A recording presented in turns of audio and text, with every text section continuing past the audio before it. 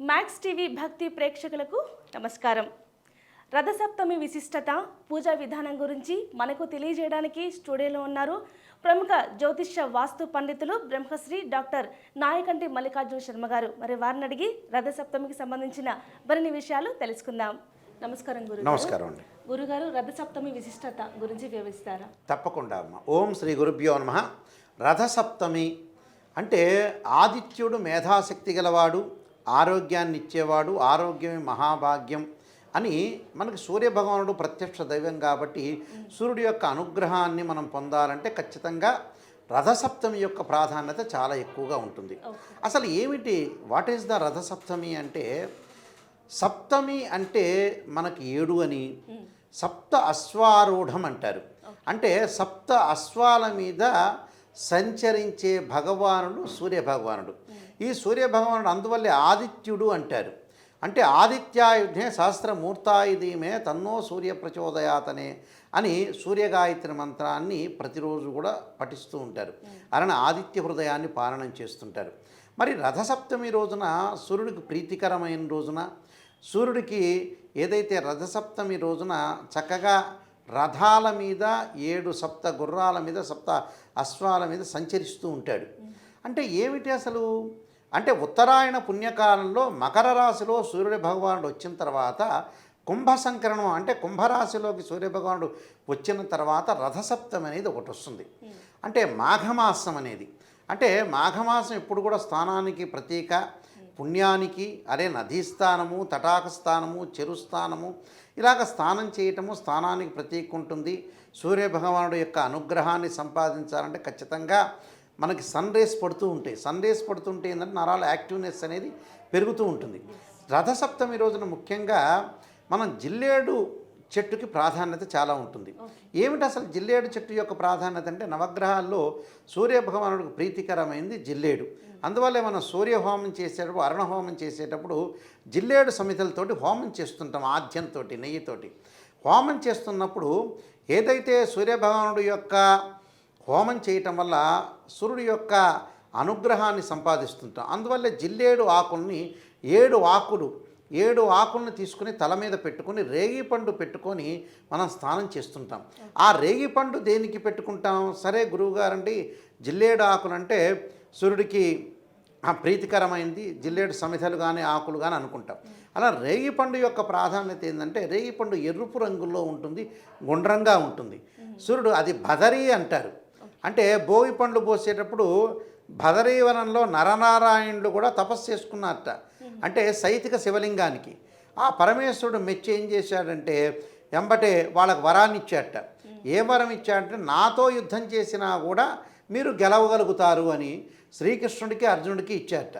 అప్పుడు దేవతలందరూ కూడా సంతోషించి ఎంబటే భోగి పండ్లు పోసారట. అది బదరీవనం అంటే రేగు పండ్ల వనం అని అర్థం. అంటే అర్క ఫలము అంటారు. అంటే సూర్యుడి యొక్క ఫలము రేగిపండు అంటారు. అలాగే ఎప్పుడైతే భోగి పండ్లు పోసారో అప్పుడు శ్రీకృష్ణుడు చిన్నపిల్లగాడుగా మారిపోయాట, బాలుడుగా. అప్పటి నుంచే మనం భోగి పండుగ రోజున ప్రత్యేకంగా రేగిపండ్లు పోస్తుంటాం చిన్నపిల్లలకి. అలానే రేగిపండు ఏంటంటే అర్కఫలము అంటారు. అర్కఫలం అంటే ఏమిటి? సూర్యుడు సంబంధించింది. ఆ 7 ఏదైతే జిల్లేడు ఆకులు, అలానే మనకి రేగిపండ్లు పెట్టుకొని స్నానం చేయటము, ఆదిత్య హృదయాన్ని పాలనం చేయటము, అలానే ఆదిత్యాయుధే సహస్రకిరణాయుధీమే తన్నో సూర్య ప్రచోదయాత్ అనే మంత్రాన్ని, ప్రభాకరాయుధే దివాకరాయుధీమే తన్నో సూర్య ప్రచోదయాతో, దివాకరాయుధే ప్రభాకరాయుధీమే తన్నో సూర్య ప్రచోదయాత్ మంత్రాన్ని సూర్య నమస్కారాలు చేస్తూ స్నానం చేయటం వల్ల ఆయుష్ పెరుగుతుంది, ఆరోగ్యం పెరుగుతుంది, మేధాశక్తి పెరుగుతుంది, అలానే ఆరోగ్యపరంగా అనుకూలంగా ఉంటుందని రథసప్తమి రోజున సూర్యుడికి ఇష్టమైన ప్రీతికరమైన రోజు ఏమిటంటే రథసప్తమి. అంటే సూర్యుడి యొక్క సంచారంలో ఆ రోజున మాఘమాసంలో వచ్చే సప్తమి రోజున చాలా ప్రీతికరం కాబట్టి ఆ రోజున మనం స్నానం చేస్తాం. సూర్యుడి యొక్క ఆరాధన కూడా చేయాలి. సూర్య నమస్కారాలు చేయటం, సూర్యుడికి అర్ఘాన్ని విడుస్తుంటాం. ఆ రోజు అర్ఘాన్ని విడటం, సూర్య నమస్కారాలు చేస్తుంటాం. అంటే శరీరం అంతా కూడా యాక్టివ్నెస్ కావడానికి సూర్య నమస్కారాలు చేస్తుంటాం. సూర్యుడి యొక్క ప్రార్థన కూడా ఆ రోజున రథసప్తమి రోజు చేయటం ఒకటి. రథం కూడా వేస్తుంటాం మనం చిక్కుడుకాయలతోటి. అంటే అక్కడ ఏదైతే చిక్కుడుకాయల యొక్క ప్రాధాన్యత కూడా చాలా విశిష్టమైంది. అంటే ఆ సమయంలో ఆ చిక్కుడుకాయలు రావటము, ఆ చిక్కుడుగాయ రూపం కూడా ఇలా ఉండటం అనేది కూడా సూర్యుడికి ప్రీతికరమైన రూపం అని అర్థం. అలాగే ఏదైతే చిక్కుడుగాయలతో రథం ముగ్గు వేస్తూ ఉంటారు, ఆ రథం ముగ్గు వేయటానికి కూడా చాలా ప్రాముఖ్యత అనేది ఒకటి ఉంది. రథసప్తమి అంటే సూర్యుడి యొక్క పుట్టినరోజు కదా. అవును. ఎందుకు సూర్య జయంతి అన్నారు, రథసప్తమి అంటారు? ఇక్కడ పుట్టినరోజుకి జయంతికి ఒక విషయాన్ని ముఖ్యంగా ఉంది. ఓకే. అంటే చాలామంది కూడా ఏంటంటే, ఇది మంచి ప్రశ్న ఇది. పుట్టినరోజుకి జయంతికి ఒక రెండు తేడాలు ఉన్నాయి. అసలు జయంతి అంటే ఏమిటి, అసలు పుట్టినరోజు అంటే ఏమిటి అని అంటే, ఏదైనా సరే ఒక మనిషి యొక్క ఆవిర్భావం అంతా అయిపోతుంది. అంటే ఆవిర్భావం అంటే ఒక మనిషి మనం చూస్తుంటాం, ప్రముఖులందరికీ కూడా కొంతమందికి జన్మదినం అని పెడతారు, మరణించిన రోజు పెడతాడు, జయంతి అని పెడతాడు. అంటే ఇక్కడ జయంతికి పుట్టినరోజుకి మరణించిన రోజుకి ఒక డిఫరెన్స్ ఉంది. డిఫరెన్స్ అంటే ఏంటంటే, సూర్యుడి యొక్క జయంతి అంటే ఎప్పుడైతే సూర్యభగవానుడు మనకు కనపడకుండా వెళ్ళిపోతాడో దాన్ని జయంతి అంటారు. కనిపించాడు అని అంటే జయంతి వేరు. అంటే ఇక్కడ సూర్య సంక్రమణంలో ఏం జరుగుతుందంటే, మనకి దక్షిణాయనం ఉత్తరాయణం రెండు కాలాలు ఉంటాయి. ఈ దక్షిణాయన కాలం ఉత్తరాయణ కాలంలో ఉత్తరాయణ ప్రారంభ కాలం సూర్యుడు యొక్క మకర రాశిలో సూర్య సంచారం అనేది జరుగుతుంటుంది. దక్షిణాయనం అనేది అంతమైపోతుంది. అంటే దక్షిణాయనం అయిపోయిన తర్వాత మకర సంక్రమణ రోజున మకర సంక్రమణ పుణ్యకాలం నుంచి ఉత్తరాయణం ప్రారంభమవుతుంది. అంటే ఉత్తరాయణం ప్రారంభం అయిన తర్వాత ఏం జరుగుతుందంటే, సూర్యుడు అంతరించిపోతాడా, నిజంగా ఉంటాడా, సూర్యభగవానుడు యొక్క రేస్ ఉంటాయా అనేది మనం ఆలోచన చేస్తే ప్రత్యేకంగా ఆ రోజున ఆ జయంతికి పుట్టినరోజుకి ఒక తేడా ఉంది. పుట్టినరోజు అంటే మనం ఇందాక నేను చెప్పినట్టుగా జన్మదినం అంటారు. జయంతి అంటే ఏంటంటే కొద్దిగా ముందుకు జరగటం అని అర్థం. అంటే ఒక మనిషి మరణించిన తర్వాత మనం జయంతి అని ఒక రోజు చేసుకుంటాం. అది వర్ధంత జయంతి అనేది చాలామంది కన్ఫ్యూజ్ అవుతుంటుంది. ఇక్కడ జయంతి అంటే ఏంటంటే కాలంలో కలిసిపోవటాన్ని జయంతి అంటారు. కాలంలో కలిసిపోవటం అంటే సూర్యభగవానుడు తన దిక్కును మార్చుకున్న రోజులు అని అర్థం. అంటే ఉత్తరాయణ పుణ్యకాలంలో దిక్కును మార్చుకుంటాడు. దిక్కును మార్చుకున్న వచ్చే మాసంలో మాఘమాసం అనేది ప్రథమ మాసంగా చూస్తారు. అంటే మొట్టమొదటి మాసం ఉంది, ఇక్కడ పుష్యమాసం ఉంది. పుష్యమాసాన్ని లెక్క తీసుకోకుండా మాఘమాసం అని చెప్పుకుంటారు. కాబట్టి మాఘమాసంలో కుంభ సంక్రమణంలోకి రావడాన్ని మనం జయంతిగా చెప్పుకునే అవకాశం అనేది ఒకటి ఉంటుంది.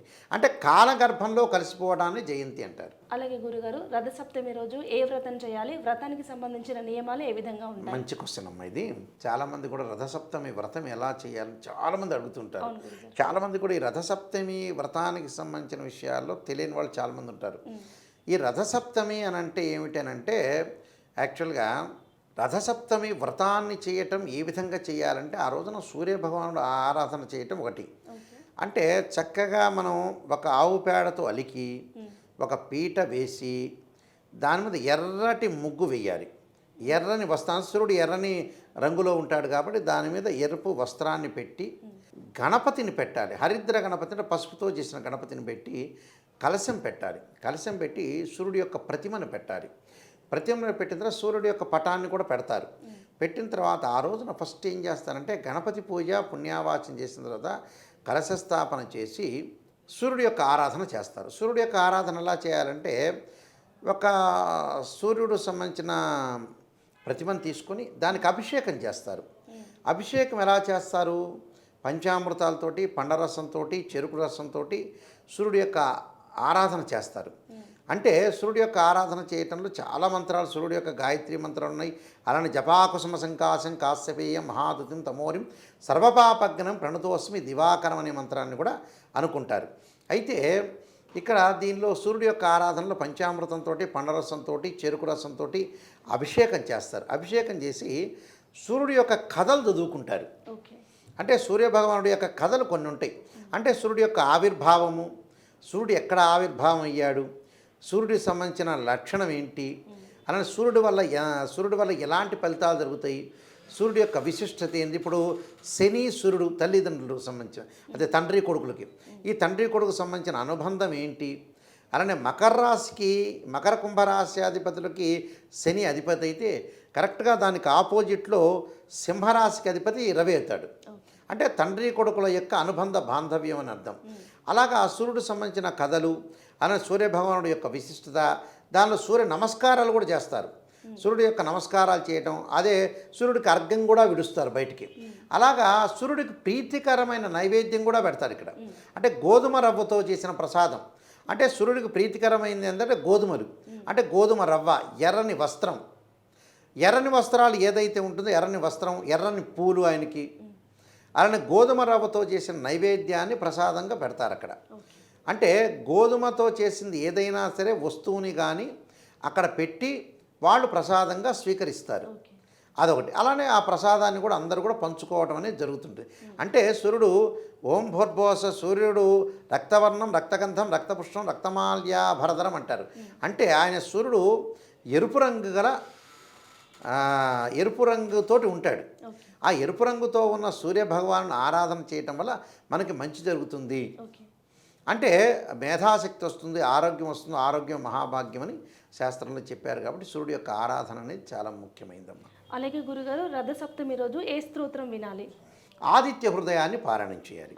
అంటే ఆదిత్య హృదయాన్ని పారాయణం చేయటం కంటే మించింది లేదు అది. అంటే ఆదిత్య హృదయాన్ని తూర్పు వైపు కూర్చొని సూర్యుడిని లేలేత కిరణాలు వచ్చే సమయంలో సూర్యుని ఆరాధన చేయాలి. అంటే సూర్యుడు ఇలా పైకి వస్తుంటాడు. అంటే పైకి రావటం అంటే సూర్యుడు వాస్తవంగా కాన్స్టెంట్గా అలానే ఉంటాడు. భూమి తన చుట్టూ తాను తిరుగుతూ సూర్యుడు చుట్టూ తిరుగుతుంటుంది. సూర్యుడు అలానే ఉంటాడు. తన దిశను మార్చుకునేది భూమే. కానీ సూర్యుడు యొక్క దిశను అలానే చెప్పబడుతుంది శాస్త్రంలో. అంటే ఉత్తరాయణ పుణ్యకాలం, దక్షిణాయన పుణ్యకాలంగా చెప్పబడుతుంది. కానీ అలాగా సూర్యుడు ఏదైతే తన దిక్కు సంబంధించిన మార్చుకుంటుందో ఆ సమయంలో లేలేత కిరణాలతోటి సూర్యుడు రావటం వల్ల ఆ సూర్యుడు అప్పుడే ఆదిత్య హృదయాన్ని సూర్యుడు ముందు కూర్చొని చేయాలి. అంటే సూర్యభగవాను నమస్కారం చేస్తూ సూర్యుడికి అర్ఘ్యం విడుస్తూ సూర్యగాయత్రి మంత్రాలు, ద్వాదశ మంత్రాలు ఉంటాయి. అంటే ద్వాదశ ఆదిత్యులు అంటారు. అంటే ద్వాదశ ఆదిత్యులను కూడా మనం చదువుకోవాలని శాస్త్రం చెప్పబడింది. అలానే సూర్యుడు సంబంధించిన ఆరాధన చేయాలి. ఇంకొంతమంది సన్ స్టోన్ శివలింగం ఉంటుంది. అంటే సూర్య పాశుపతాసర లింగం అని ఒకటి ఉంటుంది. సూర్యుడు అభిషేకం చేస్తారు రుద్రనమకొంచెముఖాలతోటి. అలానే సూర్యనారాయణ స్వామిని కూడా భక్తి శ్రద్ధలతో చదువుతారు. విష్ణు సహస్రనామ పారాయణం కూడా చేస్తాడు. సూర్యనారాయణ స్వామి ఆరాధన చేస్తారు. కొంతమంది రథసప్తమి రోజు కూడా పెళ్లి కాని వాళ్ళు కూడా ఉషాఛాయ సమేత సూర్యనారాయణ స్వామి యొక్క కళ్యాణం కూడా చేస్తారు. అంటే వివాహం కావటానికి అర్క వివాహం అంటారు. అంటే జిల్లేడు చెట్టుకు వివాహం కూడా చేస్తారు. అంటే సూర్యుడు సంబంధించిన చరిత్ర ఇలా ఉంటుందమ్మా. అలాగే గురుగారు, రథసప్తమి రోజు ఏదైనా దానం చేయొచ్చు అంటారా? గోధుమలు దానం చేయాలి, ఎర్రని వస్త్రం దానం చేయాలి, ఎర్రని పూలు దానం చేయాలి, ఎర్రని గొడుగు దానం చేయాలి, ఎరుపు రంగులో గలవి ఏవైనా దానం చేయొచ్చు. ధన్యవాదాలు గురుగారు. స్టూడియోకి వచ్చి రథసప్తమి విశిష్టత అలాగే వ్రత విధానం గురించి మాకు తెలియజేశారు. Thank you so much. నమస్కారం.